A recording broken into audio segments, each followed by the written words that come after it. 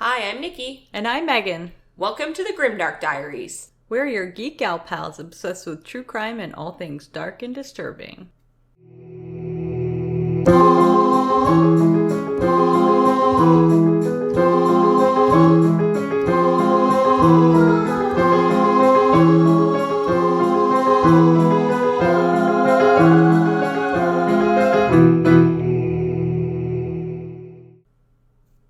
Hello, welcome back everybody. We're so happy you're joining us again. I was just telling Megan that I am a big old ball of stress this week because I am trying to buy a house and it is the most stressful adult thing I've ever had to do.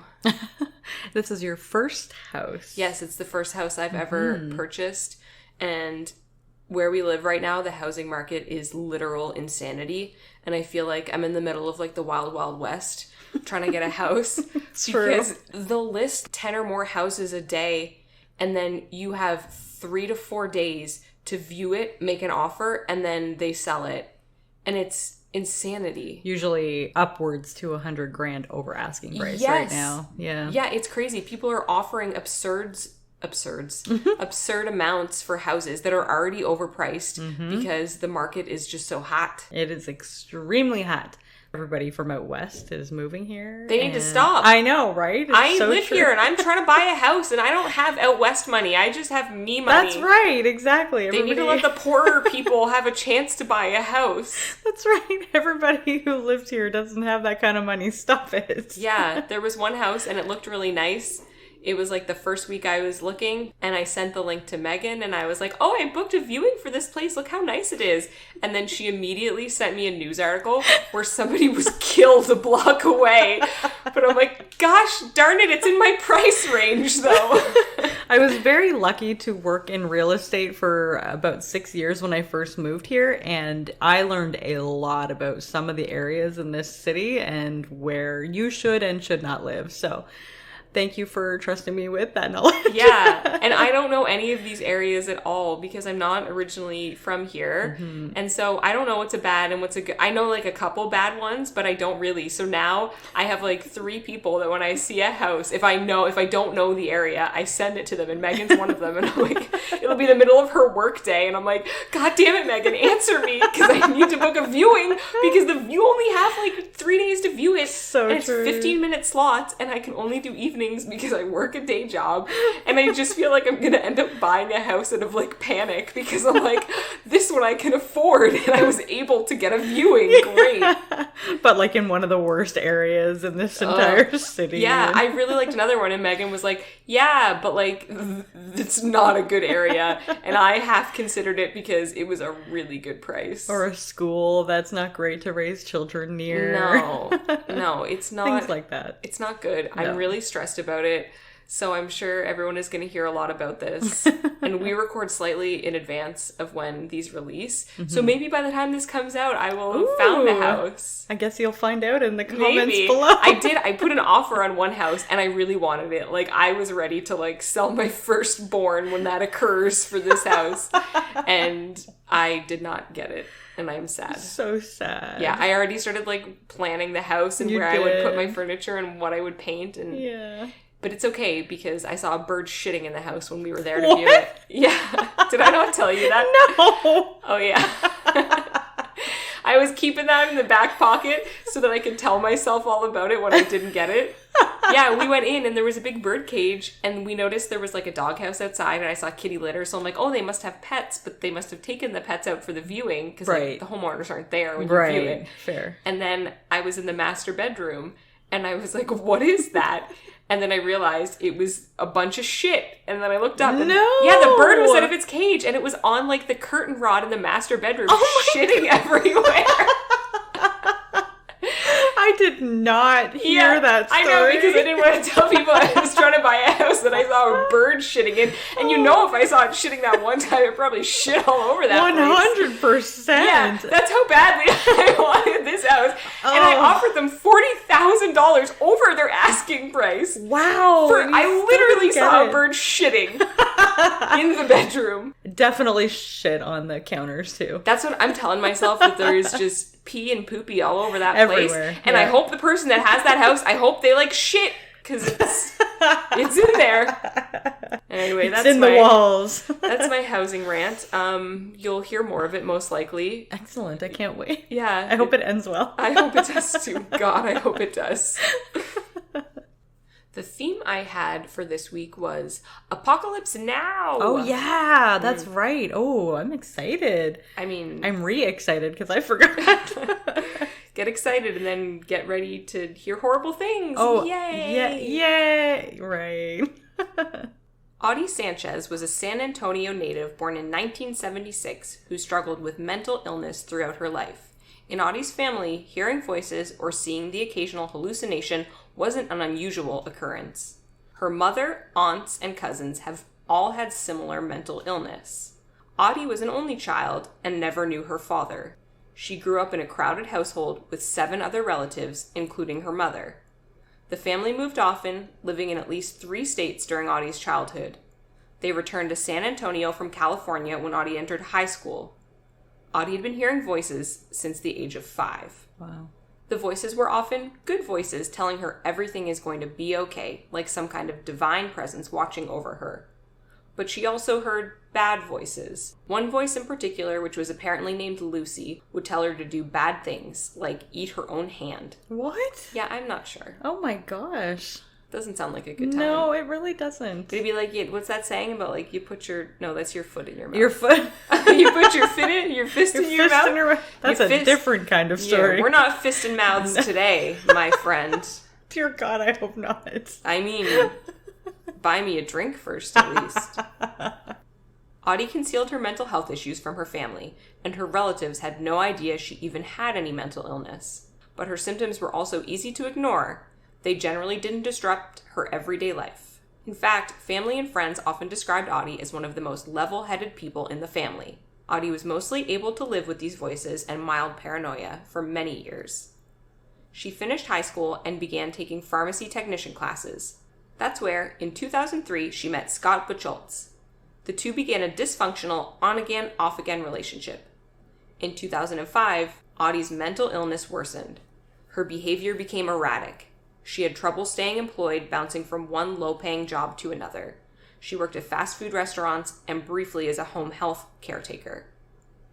In late May 2008, Otty went to Austin with a friend.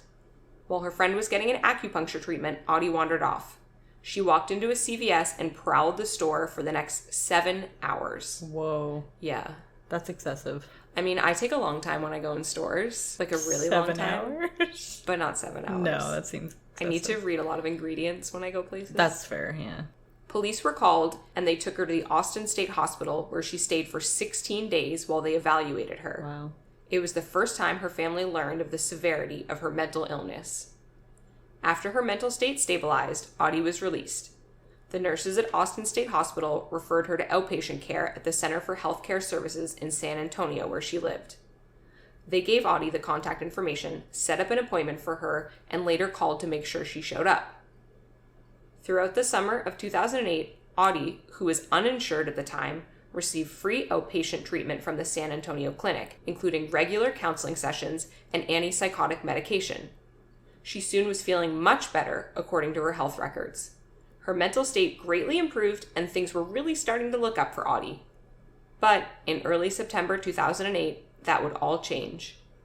The Center for Healthcare Services was facing a strict budget and, due to lack of funding, could no longer afford to provide Otty with free treatment. Oh, that's too bad. Yeah, oh, I can't. Man. I find it so hard to fathom stuff like that, like living in Canada and us being able to get universal free healthcare, that I cannot wrap my mind around needing help, medical help, and having to pay.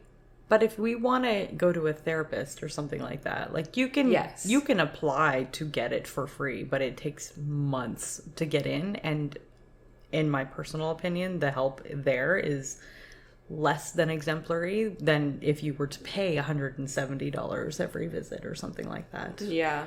Unfortunately, mental health care is not as accessible as it should be. No, I agree.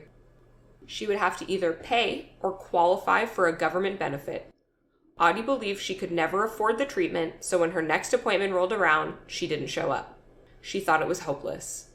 The clinic workers didn't have the time or the resources to track her down, so they moved on to the next client on the waiting list for treatment. A month later, the center classified Otty's file as closed.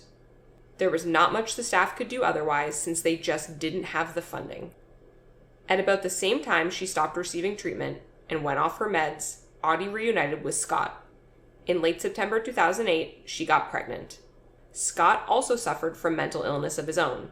He was diagnosed schizophrenic, but I found no reports of him struggling with this illness. It seemed like he was getting the proper treatment and he was properly medicated. That's really good, because I immediately had a dreaded feeling after you said that. Yeah, like I'm sure that he had his issues of his own, but from what I could see, there was no reports of him having it not be treated. Right. It seemed as though he was having it treated. Good. That makes me happy. Otty and Scott moved in together during the pregnancy, and Otty seemed to be managing pregnancy without incident. She gave birth to Scotty Bullshits on June 30th, 2009. Scotty Jr.? Yeah. Oh, that's cute.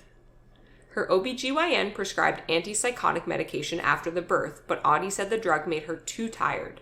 She stopped taking it on July 17th, just over 2 weeks after the birth of little Scotty. An infection complicated Otty's recovery from giving birth, and she was required to use a catheter for about a week. That setback darkened her mood, and she was soon diagnosed with postpartum depression. Her doctor planned to offer her a different drug as an alternative to the first antipsychotic that made her tired, but before that could happen, Otty had one of her frequent fights with her partner Scott. On July 20th, she left him and moved in with her mother and cousins. She soon started to descend into a full mental crisis. Emotional stress often exasperates postpartum depression.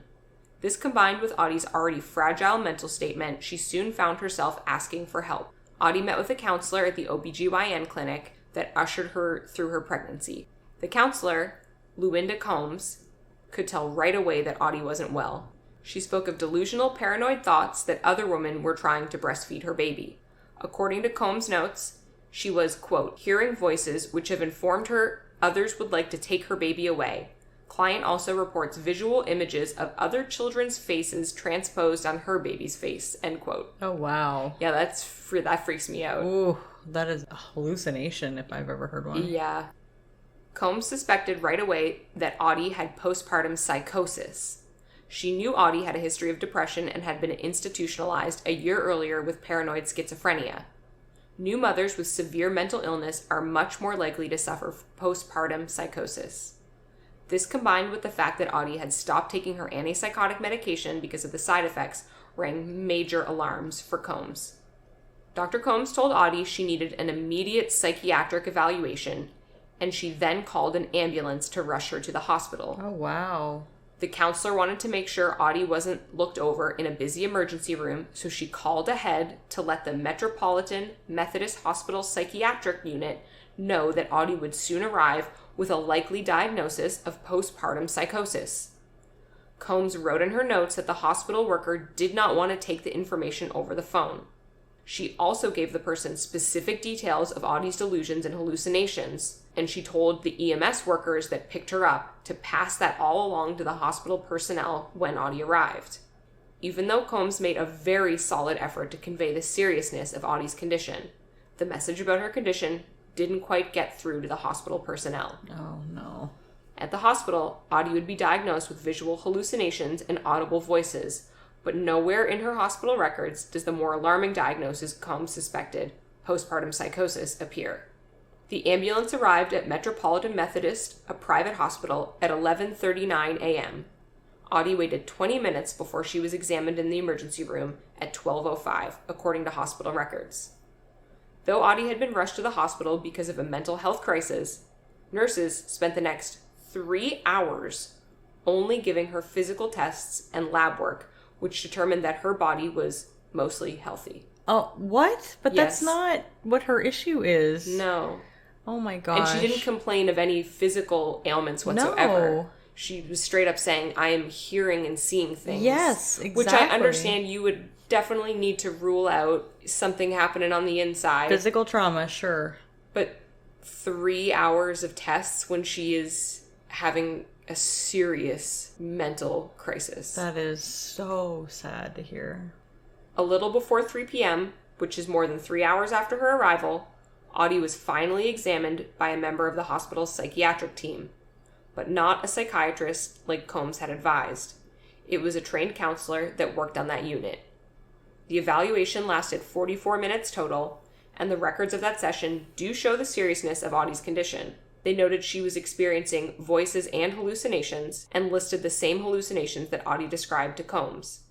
She also asked to be admitted to the hospital's 31-bed inpatient psychiatric unit. Inpatient treatment had worked for Otty before. During a similar crisis in 2008, she had been hospitalized for more than 2 weeks until her mental condition stabilized.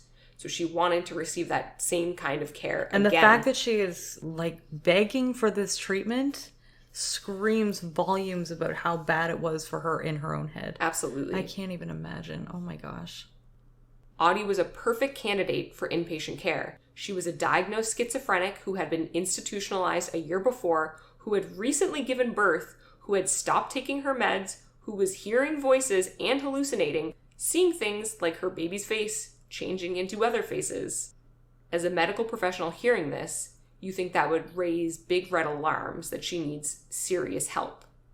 Or you think they would at least want to dive further into her medical history and ask her previous doctor. But, shocker, they didn't do anything like that. That is mind-blowing. Instead, the hospital employed another standard for admission to its psych unit. It's totally based on one simple question. Did Otty feel suicidal or homicidal? That was the full basis for whether they'd consider admitting her, which, on the one hand, is fair, but also, what new mother will answer this question honestly? Most would never admit to suicidal or homicidal thoughts because, in addition to that being totally taboo in society, they would fear that if they answer honestly, Child Protective Services will try to take their child away. 100%. Seriously. Absolutely somebody would show up to take the God. baby away. But she was there to have that not happen. Exactly. Otty was already having paranoid hallucinations about strangers lusting after her son, so of course she's not going to risk saying something that would have him taken away from her. The whole point of her seeking help was so that she could get better, so she could care for her son. Exactly. Oh my gosh, that's so sad. That's backwards. Very. Right? Like, if they decided to take the child away from her, that would make her go even deeper down 100%. That is so tragic. Oh my God. It kills me because she's just trying to get help. Like, she's doing the right thing. Exactly. She's being honest and being like, I'm tripping. Wow. That really blows my mind. So Otty told the hospital counselor that she was not suicidal, not homicidal, and had no command hallucinations. So command hallucinations would be voices that are instructing a person to take specific actions. Right. So at that point, she was not having those. That's good. Or so she said. Right. The counselor checked the no box on a form next to the line that reads, is the patient having suicidal or homicidal ideation and or making threats? Asked about the hospital's standard for admission to the psych unit, a spokesperson for the Metropolitan Methodist responded to the Observer by email saying, I'm going to read this exactly as they typed it, so if the grammar or things are off, I'm just reading what they typed. Okay. Quote, qualified mental health professional perform a psych assessment focusing on 3 things. Whether patient is suicidal, homicidal, or experiencing a deterioration such that if we let them out of the hospital, they would be a danger to themselves or somebody else. The qualified mental health professional then gives assessment recommendation to ER doctor, and doctor makes his own assessment on whether patient needs to be admitted. Doctor's recommendation always stands. Doctor bears liability for decision. End quote. So I feel like right there they said, if a person is experiencing a deterioration, that they could be a danger. Exactly. But that was not on the little questionnaire. No, it wasn't. You're right. It was just suicidal, homicidal. But I feel like it would be their judgment to see, does it appear to be a deterioration? Yes. From when she first came in or even before that to now? Obviously. Yeah. It's very obvious it's a deterioration. Oh, yeah. So because Otty let the doctor check those no boxes, she was sent home with no help. No. The hospital gave her the name of a clinic she could contact for outpatient services, but they didn't give her an address for it or any contact information whatsoever. So she never made an appointment. Like, they literally just gave her the name of a place. What the frig? Yeah. Oh, that is so infuriating. I feel like I don't really blame her for not putting more effort also in finding that place. She was already in the middle of a serious mental health crisis, already tried getting help from medical professionals, and they ended up turning her away. Probably spent all of the energy she had at the hospital trying to get help there. Yeah. And when they let her go, she probably just depleted all of that energy and couldn't do any more for herself. Sometimes asking for help is the hardest part. Exactly. That's sad. So all they gave her was a piece of paper that acknowledged she was having hallucinations and delusions and told her to call her doctor or go to the emergency room right away if the symptoms get worse. Just 11 minutes after her psych evaluation ended, Otty was discharged from the hospital at 3:53 p.m. 5 days later, on the afternoon of July 25th, Otty brought baby Scotty to visit his father, Scott, and his mother, Kathleen. Scott's mother noticed that Otty seemed erratic and paranoid. At one point, Otty refused to let Kathleen hold the baby because she feared she was trying to steal her son or breastfeed him. So this is the baby's grandmother. Oh, boy. Both Scott Sr. and his mom urged Otty to seek out help, but this only upset her more. Scott then asked Otty if she could provide baby Scotty's birth certificate and other paperwork she had for him. Otty then became very visibly upset and stormed out of the house. She put baby Scotty in a carrier and then just put the carrier in the front seat of the car without securing it and sped away erratically. Whoa. Yeah. Oh my gosh, that's terrifying. Scott called 911 to report that Otty had stormed out with their child and drove away with the infant without properly restraining him in the car. The deputy took a report, but could do little else, said Bexar County Sheriff Chief Deputy Dale Bennett.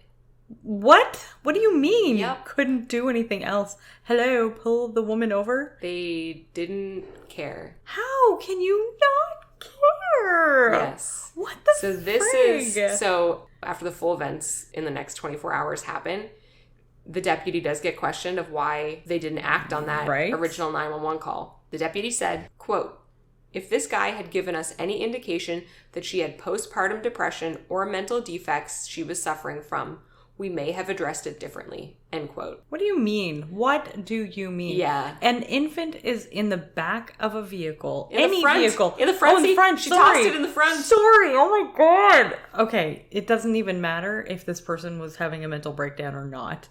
The child was not restrained properly in the front seat. Yeah. Oh my gosh. Any police officer should have gone after that. And they said that she was driving super erratic. Yeah, it annoyed me. I feel like that's just the deputy trying to backtrack and explain why they didn't do anything when he called. No excuse. None whatsoever. That same night that she had visited them, Otty stayed with her sister, Priscilla Garcia, and her 2 children. Unfortunately, at some point during the night, Otty's depression worsened into full psychosis. Priscilla later reported that throughout the night, Otty seemed manic and kept bringing her the baby. Once Priscilla had felt Otty calm down, she gave baby Scotty back to Otty, which I'm realizing now that their names are Scotty and Otty. Oh, oh, it's kind of like a combo of Scott and Otty. Oh, that's They named him Scotty. How did I just realize I don't this? know. That's actually so kind they're of cute. Scott, Otty, and Scotty. No. I kind of love that, actually. I do, too. It's really cute. So Priscilla gave Scotty back to Otty to watch over him for the night. Then at 5 a.m. the next day, Priscilla heard screaming. She rushed out of bed to see what was happening and walked straight into a nightmare. So major trigger warning for extremely bad child violence. It's very gruesome. Oh, no. I'm going to describe. I'm laughing a little, but it's just because I'm awkward. Super horrific. It's pretty bad. So if that is something that you cannot handle, then maybe just leave. just come back and skip ahead 5 minutes or something. 5 minutes? A lot went down, Megan. Oh my God. Okay. Oh no. So brace yourselves. Otty had repeatedly stabbed baby Scotty with samurai swords. What the fuck? And large kitchen knives. She fully decapitated the baby, removed his face, ate 3 of his toes, and part of his brain. What? His skin was also flayed from his body. Oh my God. Yes. I have no words for that. Yeah, and they said that it looked like there was some bite marks on other parts of the body. that maybe she tried to chew. That is horrific. Yes. Horrific. Otty also used the knife to stab herself in the chest and slice her own neck. Oh my god. So her sister Priscilla walked into this scene, which was so horrific, she couldn't even really tell what she was looking at.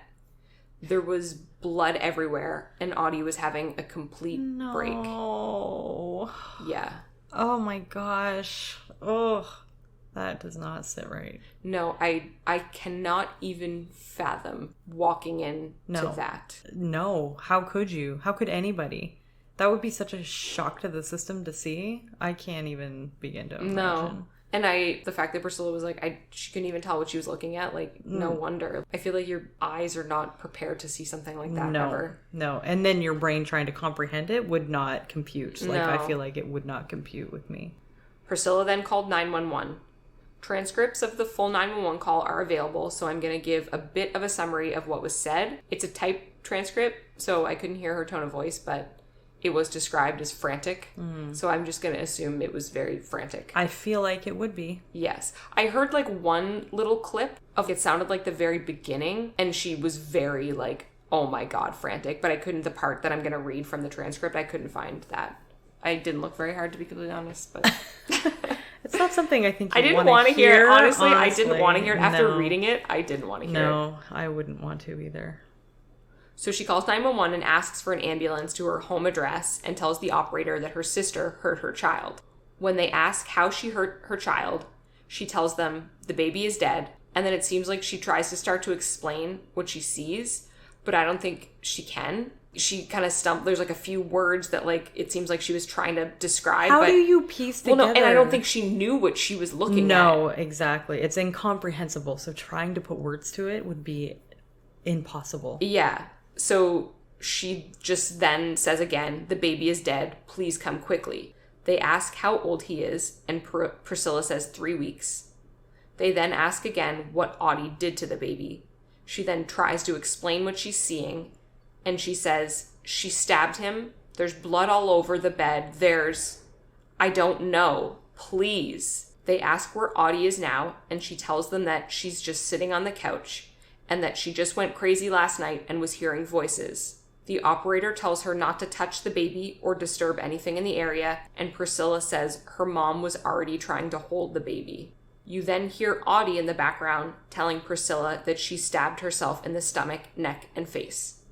It seemed like Priscilla hadn't realized Otty was also stabbed until that moment. Gosh. Because there was some like exclamations of shock after that, which I'm assuming it sounded like there was blood everywhere, so I'm sure she couldn't tell that there was exactly whose blood was whose. Oh. Priscilla then tells the operator that, and she says that she can see a stab wound on her heart. So I don't know. In her chest I think area. she just meant her chest. Yeah, she just kept saying, I see she's stabbed in the heart or something. Priscilla then says to Otty, this time I told you to come to me, to which Otty replies, I tried, but he told me that you died. I tried, but you were telling me that you died. You killed your kids and you were dead. Priscilla then tells her, I'm not dead, Otty. I'm standing right here, talking to you. You then hear Otty repeating that she loved him. She didn't mean to do it. He told her to. And then she said, hurry. The operator then says EMS is on their way, so she's going to let her go. It was... The way EMS Wait, what? said it, yeah, she was just like, the transcript was like, so I'm going to let you go now. EMS is on the way. What? Don't they, Yes. They supposed to keep you yes. alive? I actually contacted 911 once when a girl in front of me in line at a store fainted. Oh my goodness. And apparently she had just had like brain surgery a couple of weeks before that. So I called 911 because she was on the floor passed out, and they made me stay on the line until the ambulance got there. Yeah, and there's like a lot of like frantic, like everyone is frantic, and you can hear because like there are mothers in the background, there's other people there as well. Right. And it's very frantic, and you can hear Otty talking, and Priscilla is freaking out. And then the EMS just says, and it was worded like, well, I'm going to let you go then. They're on their way. What the fuck? Bye now. I feel like and then hangs up. They must have lost their job for that. Like, I don't know. You're not supposed to hang up. I don't know. It was like the most, it's like how I say goodbye to like a friend or like when I'm like very done with a conversation. I'm like, so I'm going to get going now. Have a great day. I'm out. Peace. Yeah. Frig. Wow. That was unexpected. When the authorities arrived, the scene was so gruesome, investigators could barely speak. The police chief said it was very somber and no one was speaking. He described it as the type of eerie silence where you could have heard a pin drop. Otty was sitting on the couch with a self-inflicted wound in her chest and her throat partially slashed, screaming, "I killed my baby! I killed my baby!" She told officers the devil made her do it. So heartbreaking. Oh, yes. She was escorted to the emergency room by police officers. Her face was still smeared with blood from consuming parts of her son. Oh my God. She was arrested for the murder, and in the weeks that followed the death of 3-week-old Scotty, Otty was evaluated by 3 separate doctors to determine her competency. Doctors Randall Sellers and Lucy Purrier conducted the interviews with Otty in order to get the full details of what had happened that night. She told them about how in the days leading up to the death of baby Scotty, she was paranoid, fearing that people were spying on her and plotting to take her baby from her. Her paranoia became worse when the voices began to get worse. For days, Otty says, the voices told her that the devil was in her son. She would avoid looking into his eyes for fear of seeing the devil inside of him. Otty elaborated on what the voices were telling her before the slaying. This included things like being told that her mother had killed President John F. Kennedy and Marilyn Monroe, and that the KKK was mad at her mother for killing JFK. Right before the murder, Otty said the voices told her to hurt Scotty. He was going to be the apocalypse, so she needed to hurt him to stop it from happening. She was fully convinced from these voices that ending her son's life was the only way to stop the apocalypse. Oh my gosh. Are you serious? Yes. Oh. Further on in the interview, Otty explains why she did what she did to Scotty. Quote, "The voices told me to eat his insides. I was a harlot because I had committed adultery. There was a demon in my stomach." End quote. So she thought the demons would come out of her stomach if she ate Scotty. But according to the voices, this had to be done by 5 a.m. Scotty would then evolve and he would no longer be possessed by the devil. Otty said the act of eating her child made her gag and throw up, but the voices told her to keep eating. Oh my gosh. Yeah, I cannot even imagine. How? Oh. No, I cannot imagine a voice in my head. Like, I can't imagine listening to it. And obviously, I'm not in that situation. That is literally her own world that she believes to be true. Yeah, oh, 100%. And every word that is said is true, and she has to be the one to do the thing. And people said, including the baby's dad, Scott, they said for those 3 weeks, she was a really great mother. She was very caring and loving towards him. She was breastfeeding him. She was very tentative to his needs. They said she seemed like she was really, other than, having the issues with depression and stuff afterwards, but when it came to taking care of him, she put him first. Just like she stopped taking that medication because it made her too tired and she felt like she couldn't care for him the way he needed to be cared for. That's right, yeah. So she was a good mother up until this point. I have no doubt she was and would have been had she had the proper treatment. Oh, yeah. She kept referring to him in her interviews. And even on the 911 call, she says, "He made me do it," and refers to Priscilla's death saying, "He told me you were dead." So the he she was referring to was the devil. In her mind, the devil was forcing her to commit this heinous crime to save herself and everyone else from the apocalypse that would be brought on by her infant son. So she genuinely felt like the weight of the world was on her shoulders, and the outcome of the world was completely reliant on her doing what she did. Oh my gosh. I can't imagine. You see things like that in TV shows all the time because they try to obviously make it a huge thing that's never been done before, but this is real life. Oh, yes. I can't even imagine having those thoughts and hearing those voices and feeling like I had to do something that heinous in order to save the world, basically. Yeah. In her report, Dr. Purrier wrote, quote, "It is my medical opinion that Miss Otty Sanchez was incapable of telling the difference between reality and her delusions," end quote.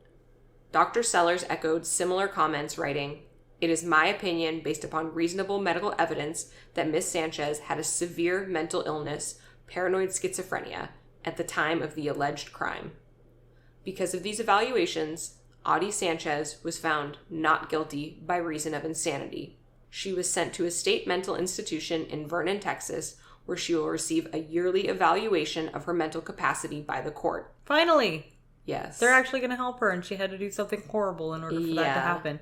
What the fuck? I know. I'm sorry. Like, that makes me so angry. No, it's reactive, and it's not proactive in helping her. Exactly. The baby's father, Scott, disagrees with the ruling and thinks she should have been put to death for the crime. He says he still loves her, but despite that, she needs to pay the ultimate price for what she did to their baby boy. I tried to find recent updates or to see how she was doing or if she's doing well, and I could not find anything. They probably don't release that information after they go to a which, psychiatric. I mean, maybe no news is good news, and she's just, doing well and healing and getting the help she needs. Yeah. It's not uncommon for new mothers to suffer from postnatal depression as hormones shift after a pregnancy and they're fatigued handling a new baby. But as many as 1/5 suffer from more serious postpartum depression, which includes symptoms like despair and failing to eat or sleep. Postnatal psychosis is far rarer, affecting only about 1 in 1,000 women. Wow. Women with postnatal psychosis have delusions, frequently involving religious symbols, and a desire to harm their newborn. The risk of developing postnatal psychosis is 50% higher for women with schizophrenia who are not taking medication. This is also what Andrea Yates suffered from. She tends to be very well known in the true crime community, and her case has been covered a lot on documentaries and podcasts. Okay. So she was a Houston mom who drowned her 5 children in a bathtub in 2001. Similar to Otty's claim that the devil told her to kill her son, Yates told authorities Satan was inside of her children, and she was trying to save her children. Right. At her first trial for killing her 5 children in 2002, she was convicted of murder and sentenced to life in prison. That conviction was later overturned on appeal, and in 2006, Yates was found not guilty by reason of insanity. So her case is super interesting. If anyone wants to look it up, her name's Andrea Yates. It's been done a lot, so I don't think we will ever do it, just because... I think I actually recognize that once name. you hear that, yeah. And it's very fascinating to hear about her and her whole story, and it's good. There's a lot out there that you can find on her already, though. Yeah. Well, Megan, I have a surprise for you. Oh, goody. And our listeners. I love surprises. Yes. Today you're getting a twofer. Oh, twofer! Twofer to press one! Hey, I love twofers. Yeah, so if you thought you were done hearing about very upsetting and gruesome murders for today, you thought wrong, my friends. I thought we were getting really in, like, at the end of the story, and you still have a lot of pages left. I still got some pages up in here. This one is not as long. So when I was researching Otty's case, another case kept being referenced. Okay. When I was reading reports and stuff on news stations, they would say very similar to blah. And so then I was like, well, now I gotta look up this other one. Right. So I did, and it's not as long. It's also another case of a mom suffering from postnatal psychosis. So I'm gonna bless your ears with more awful talk about that. So intriguing to hear about it. I actually have never heard of it before. Yeah. You've heard postnatal depression. I've heard of, yes, exactly. And I have heard of that Andrea Yates case, but I don't recall them referencing the psychosis part. Yeah. That part is, I think, new to me, new to my ears. And I mean, the fact that it's 1 in 1,000 women get it. Which is rarer than probably, the other postpartum depression and things like that. But it's still pretty common. Yeah. 1 in 1,000 women who have babies. Yeah.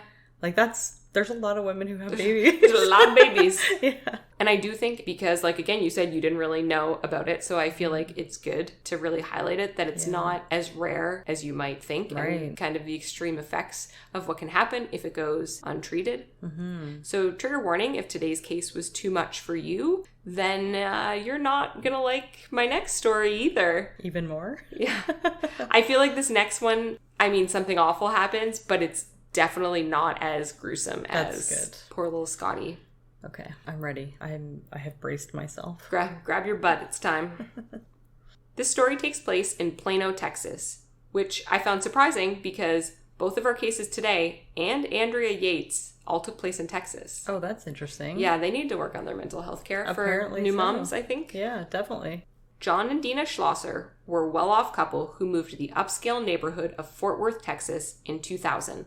John worked as a software designer while Dena was a stay-at-home mom to their 2 daughters, Brianna and Kelsey. Not long after they made the move, John lost his well-paying job and started doing freelance consulting to make ends meet. Unfortunately, this new job wasn't enough to keep the lifestyle they'd become accustomed to, and soon they lost their house to foreclosure. I wonder how much their house is. I don't know. If it's in Texas, it might be quite a bit. Yeah, it sounds pricey. Plus, there's a lot of COVID in the States. That's true. Yeah. I just want to buy a house in our very low COVID case province. That's right. And I would like it to be detached.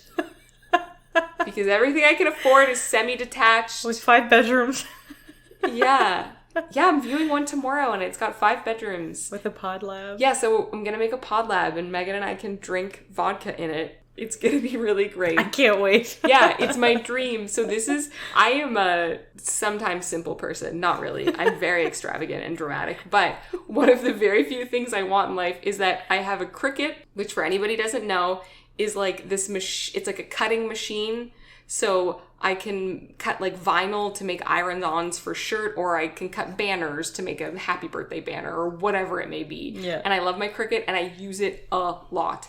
But you need 12 inches in front of it and 12 inches behind it clearance because there's a little mat that goes in it that moves back and forth. So my dream is just to have my Cricut on a table and I don't have to put it away every time. So I'm looking at a house tomorrow with 5 bedrooms because even though I'm like, oh no, it's just a simple house, 5 bedrooms, 2 bathrooms. That's it. Yeah, and one will be a pod lab, and then I can have my Cricut in there on its own table. And you won't have to move it. I won't have to move it because I dropped it a couple weeks ago in its moving process. Right. And now it's just making me, so my Cricut is going to have its own bedroom. Proud little baby. I'm not an extravagant person, no, I swear. Not at all. Before they lost their house, John and Dena had discovered the Water of Life Church through friends who attended regularly. The couple tried out the church and it resonated with them right away. They soon began making the 120-mile round trip several days a week to attend the church. What? Yeah. That's a far distance to go. Yes, and I read that a lot of the sermons were at night, and they would bring their daughters, so they wouldn't get home until late at night. Oh, my soul. And it would be during the week, and the daughters would have to go to school the next day. Oh, wow. That's, yeah, yikes. After losing their home in Fort Worth, the family of 4 moved to an apartment near the church in Plano, Texas. After their move, Dena's relatives started taking note of her growing fascination with the Water of Life Church and its pastor, Doyle Davidson. Doyle Davidson was a former veterinarian and often laced his teachings with lessons he'd learned while doctoring animals. He believed he was a prophet who was sent to Plano to spread the message of God. Davidson stated he believed a Jezebel spirit had infected the city of Plano, and that the spirit of the biblical pagan prophets operated through the town's women to subjugate men. Oh my. So all of the women were filled with this Jezebel spirit. The men were fine, though. Oh, for sure. Yeah, dudes were cool. Yeah, always. But us harlots over here. Right. Well, you know, Eve is the one who ate the apple first. Yeah. When a bitch get hungry, she need a snack. That's right. I get hangry. It's true. When I don't have a snack. That's right. So I would have ate that damn apple too. I bet it tasted good.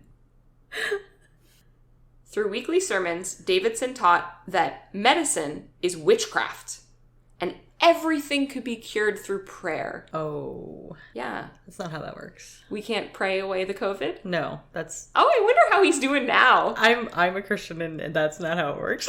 They don't tell you that in church? No. They don't tell me that in my church. No.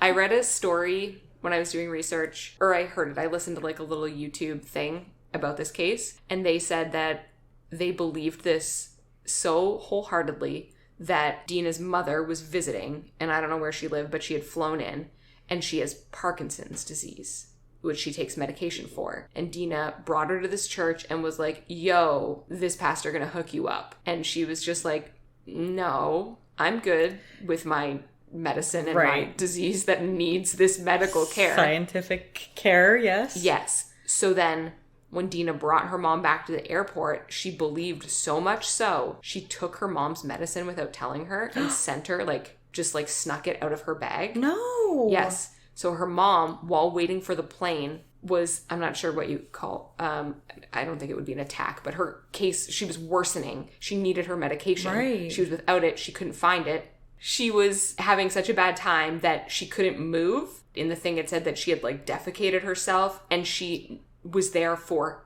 hours. Oh my God. People were just walking by her in the airport until eventually somebody noticed her. It was late at night at this point. She missed her flight. She was just in a chair, unable to move, unable to get help without her medication. And somebody had noticed, something is not right with this lady. And somebody went over and they ended up going through her bags and finding, some medicine somewhere that she had and gave it to her to get her well enough to get her back home. God. Yeah, that's how much they followed this pastor. Wow. That is so tragic. Holy. Yep, that's another level of crazy to do that to your own mother. Right? Wow. And especially if you really believed that you could just pray away, you didn't tell the mother that and you took her medicine. Right. So I don't think you can be praying on her behalf. Exactly. And it doesn't work that way. If you pray for a cure, you then get the medicine.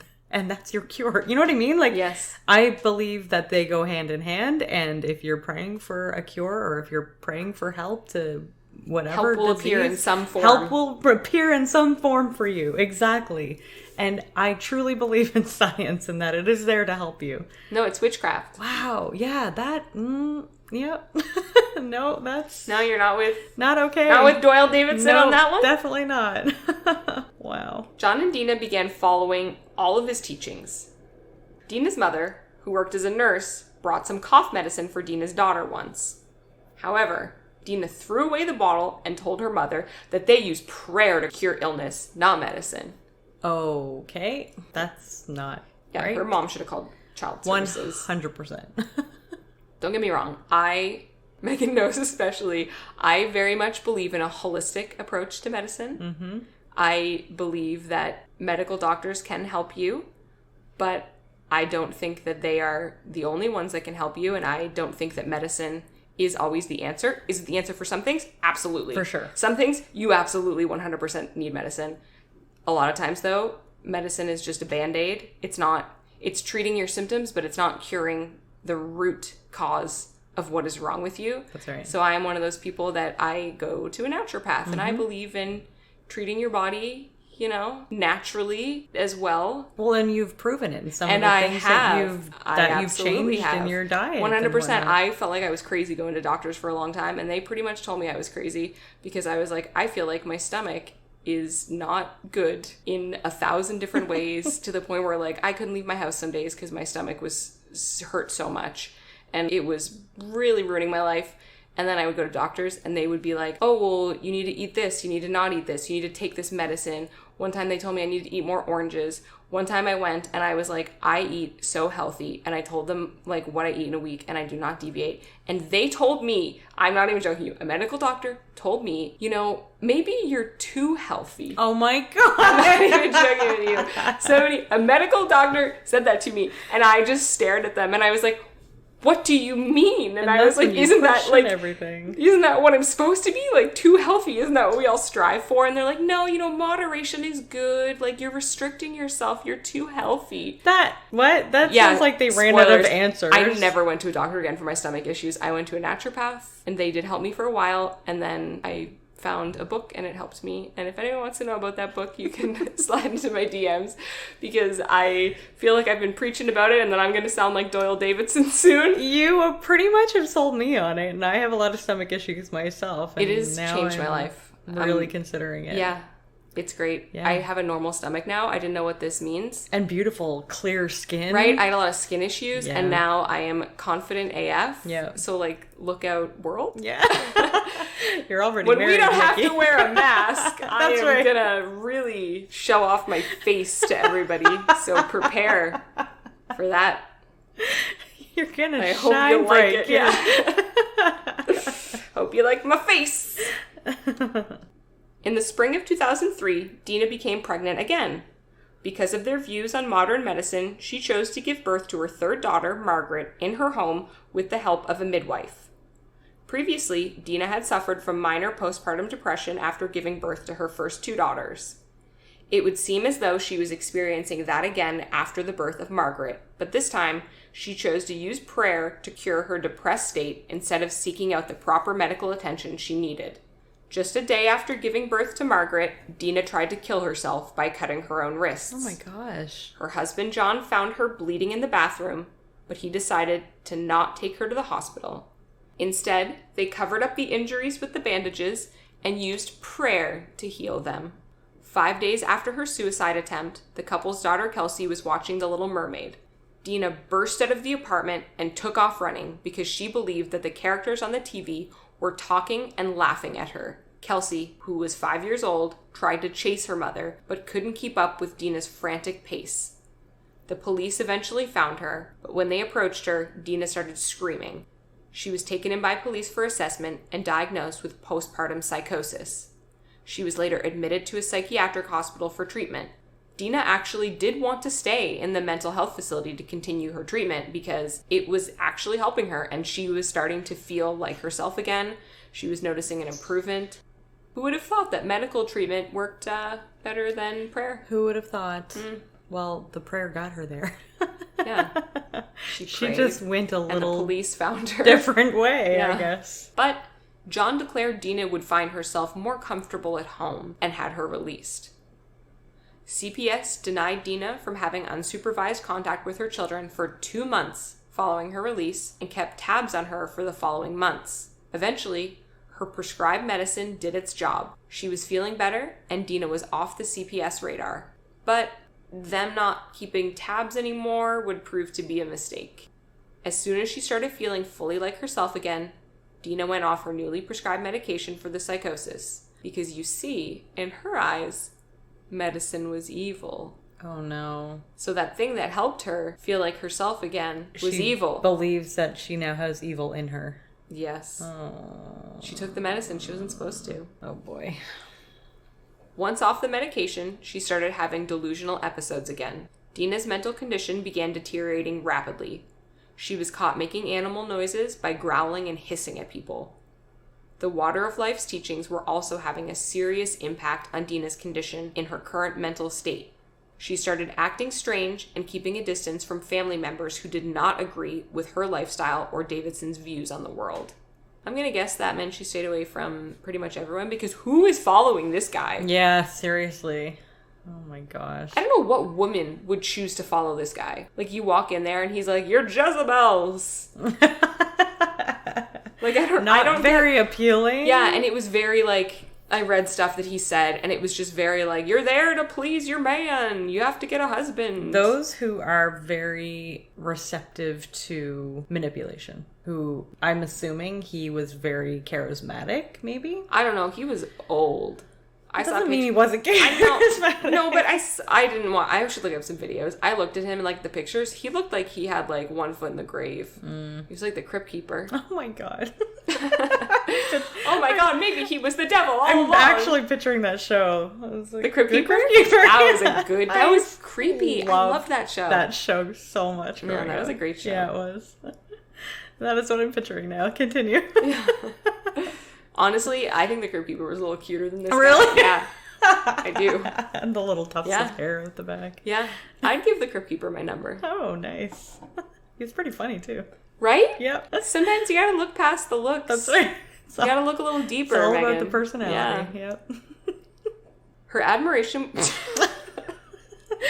Oh, now I'm just thinking about the Crypt keeper in a sexy way, and I didn't think I would ever get there, but here we are.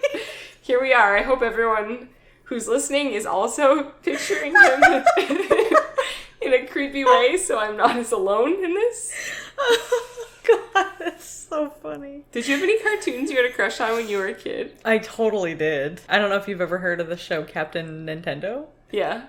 So Kevin, the main character in that show, was like my hottie growing up. Really? I always had a crush on him. Yeah, for sure. Oh, yes.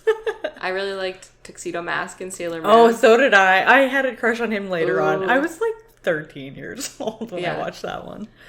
Very, very attractive. I watched Dragon Ball and Dragon Ball Z when I was a kid, and there's a character in that whose name is Trunks, and he comes from the future to like their present time.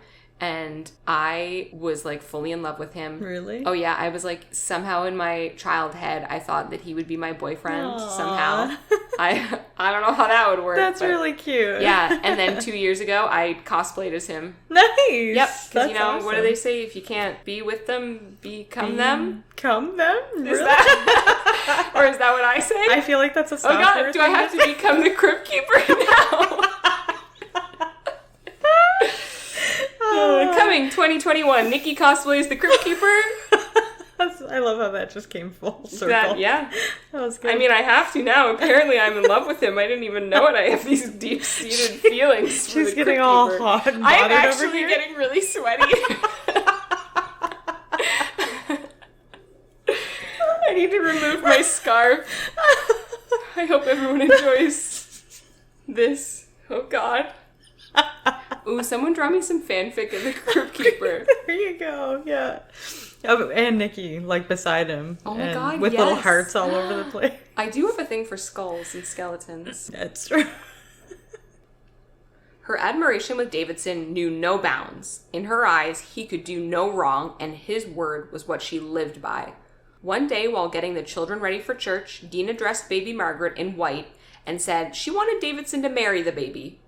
Pardon me? Yes. What? I have no idea. Oh my gosh. Yikes. Yikes. Yeah, I don't know. It seemed like, I don't know, it sounds like she's giving him like an offering or something. That's not... Like instead of some coins in the collection plate, she's tossing a baby in there. Yikes. Yeah. That is not legal. No, the church doesn't want that. They can't help improve their church with a baby. Oh, Lord. Literally. Literally, Lord. Help us all. John convinced his wife against the idea, but he failed to notify CPS about Dena's worsening mental state. After church, Dena said she wanted to give her baby to God. John again brushed off the comment, and the two went to sleep. The next morning, Dena was adamant that God wanted her baby. Later that day, when the older girls were in school and John was at work, Dena began playing gospel music in their apartment. She then went to the kitchen, took out the biggest knife she could find, trigger warning for child violence. With the 9-inch blade, she then went to baby Margaret's crib and cut off her 10-month-old baby's arms. No. She then called John to tell him what she had done. John called the daycare center and asked them to check on his wife while he drove home from work. I can't find why he called them. I don't know why he called there and not the authorities. I don't know.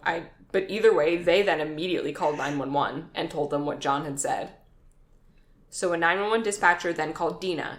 The operator asked Dena if there was an emergency. She calmly responded, yes. The operator then asked her to tell him exactly what happened.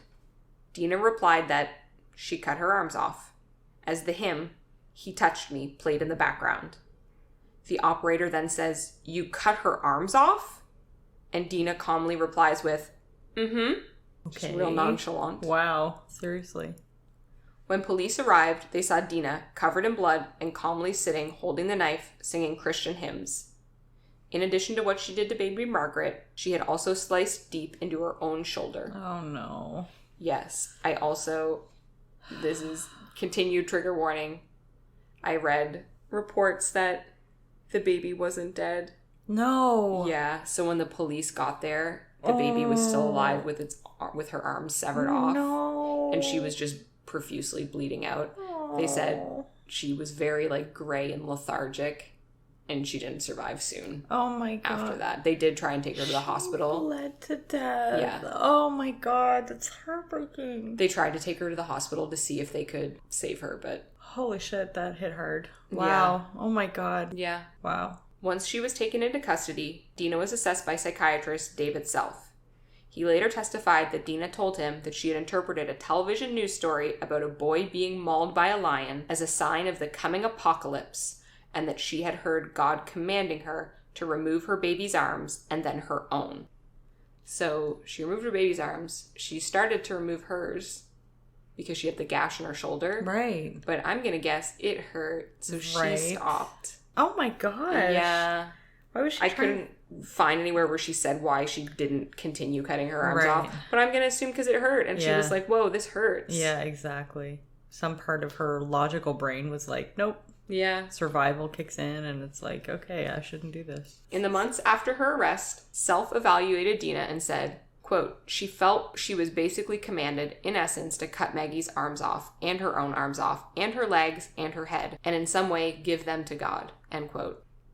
On April 7th, 2006, Dena was found not guilty by reason of insanity and was committed to the North Texas State Hospital in order to stay there until she is deemed no longer to be a threat to herself or others. Coincidentally, she was a roommate of Andrea Yates. No way. Who we spoke about earlier. Really? Yeah, they spent some time being roomies. They probably had lots to talk about. Yeah, honestly. That's really sad. After the incident, John filed for divorce. As part of the divorce settlement, Dena was prohibited from having any contact with her ex-husband or the daughters again. On November 6, 2008, it was announced that Dena would shortly be released into outpatient care. The order required her to see a psychiatrist once a week, take medication, be on physician-approved birth control, and not have any unsupervised contact with children. In April 2010, it was reported that Dena had been recommitted after firefighters from Richardson, Texas, saw her walking on a street screaming at 2 a.m. Her attorney, David Haynes, said that he felt the judge made the correct decision, putting her back into custody. Yeah. Wow. Yes. Is she in a psychiatric hospital now? I do believe she is still in there. From what I could find, she was. I do know when she was out, too, there were some news articles because when she was out, she was allowed to get a job. I mean, she was free. Mm-hmm. So she got a job as a cashier at Walmart. Okay. And then she was obviously very well known in that town. Right. And her face was all through the news when the original case broke.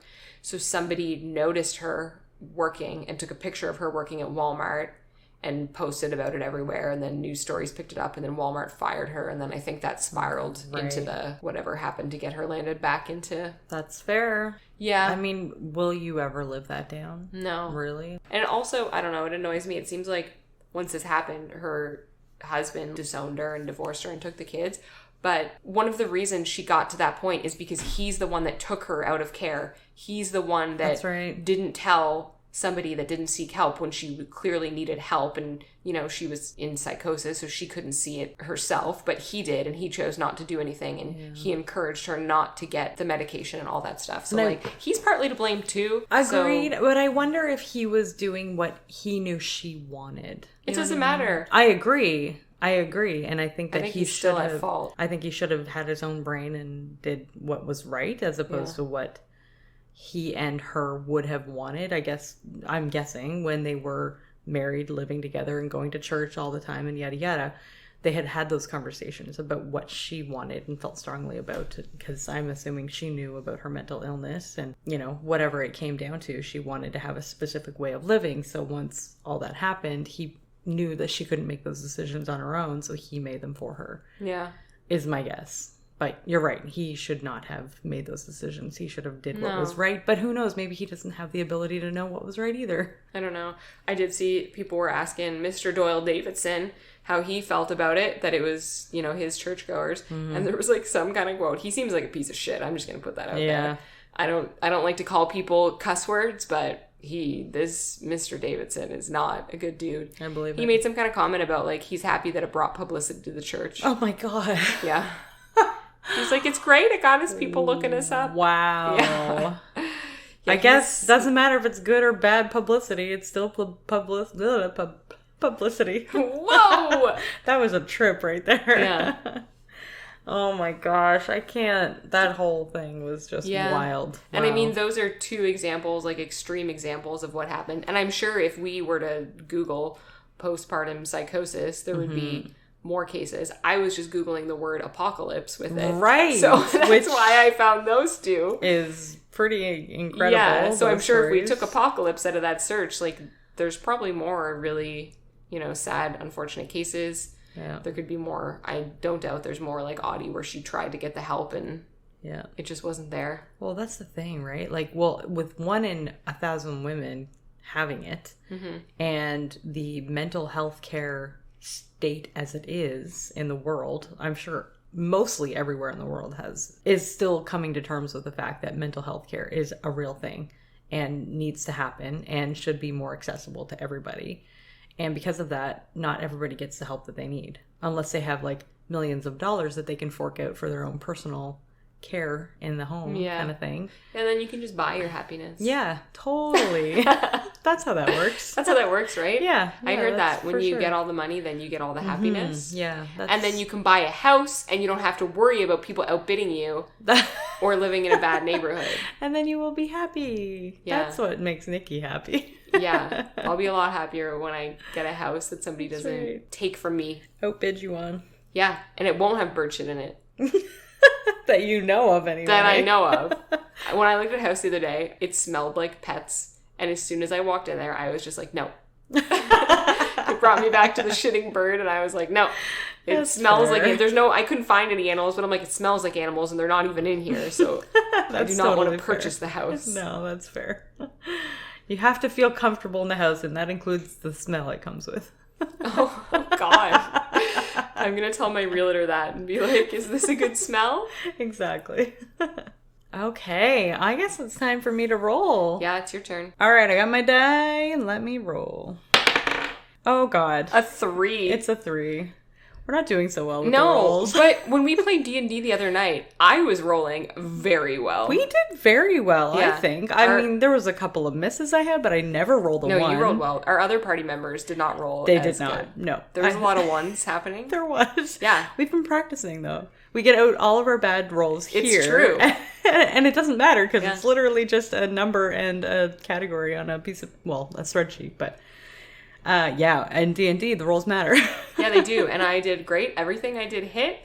All of my saving throws landed. Everything was great. I dealt damage. Nice. Yeah, this little glass cannon elf really served it up. Yeah. I didn't do well with my bow and arrow, but I did really amazing with my scimitars. You know, bow and arrows are hard, Megan. It's true. I think I'm always a melee fighter. So number 3, that is Speak of the Devil. Ooh. Oh, Satanic Panic. Yeah. I feel like that's been done. Yeah, but... Well, Satanic Panic was like an era of time. So you told me about it for the very first time when we did episode 1, because I had never heard of it before. So if you were to look up Satanic Panic, you would find a bunch of different true crime cases. Okay. Knowledge is power. Well, I will look around. Everyone has their homework. No, actually, no. Nobody look it up because we're going to do it. And then you might see the cases. That's right. Nobody Google. Yeah, but this episode won't be out by the time I get the episode done for... That's true. The next one. Resume your Googling. Google the Crypt Keeper. Oh, my phone. I spoke to my phone in my Australian Google. I love her. She sounds really hot. Speaking of Satanic Panic. Yeah. It said, try searching Mr. Bean Season 1. I'm going to tell you right now, I hate Mr. Bean. I'm not a big fan of Mr. Bean either. My Australian Google did me wrong right there. It definitely did. And I don't even know what you would have said to make it sound like Mr. Bean. If you want to follow us on social media, you can find us at The Grimdark Diaries on Instagram and Facebook, as well as Grimdark Diaries on Twitter. If you want to send us an email, we are at thegrimdarkdiaries@gmail.com. You can send your Crypt Keeper fanfic to me at thegrimdarkdiaries@gmail.com. Just all the sexy Crypt Keeper drawings, thanks. That's right, and she has pink hair, everybody, just so you know. Check out our Insta for what I look like. That's right. Long, pink, luscious hair is the only requirement. That's right. I have freckles. So if you enjoyed this episode, please consider subscribing, liking the episode, or giving us a 5-star rating on whatever podcast platform you follow. Join us next week to see what I come up with for Speak of the Devil. And remember, a friend in the dark beats alone in the light.